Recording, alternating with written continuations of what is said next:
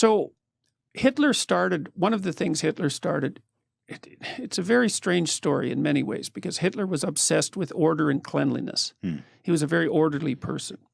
And he was very sensitive to disgust, because you think, well, the Nazis were afraid of the Jews, because they were other. And that's not right.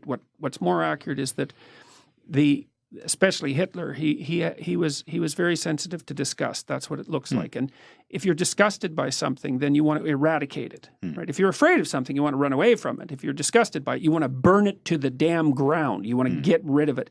And his writings, like I read a book called Hitler's Table Talk, which was his spontaneous discussions during dinner time from 1939 to 1942. It's really another amazing book.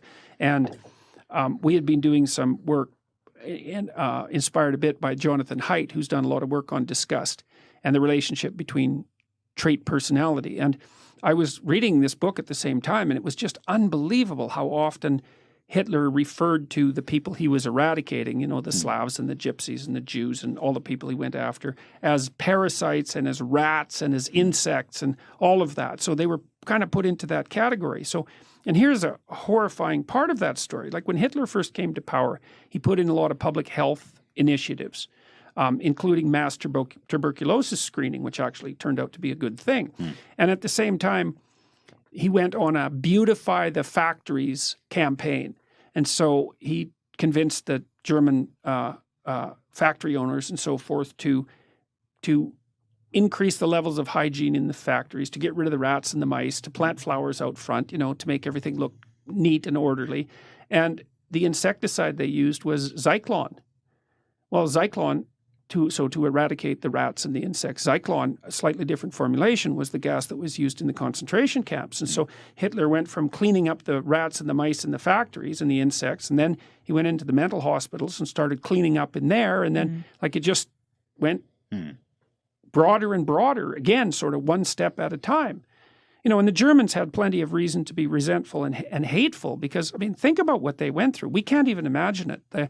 First of all, there was World War I, and so there was many men, like Hitler himself, who served in the trenches. And there's one story about Hitler. He won a medal for heroism in World War I, and he was sitting around with a group of his buddies and went off to do something, God only knows what. And when he came back, they were all dead because a mine had, not a mine, I don't remember, some kind of shell had landed in the middle of them and killed them all. It's like, that changes you. And then afterwards, there was all these brutalized men who'd come out of the trenches.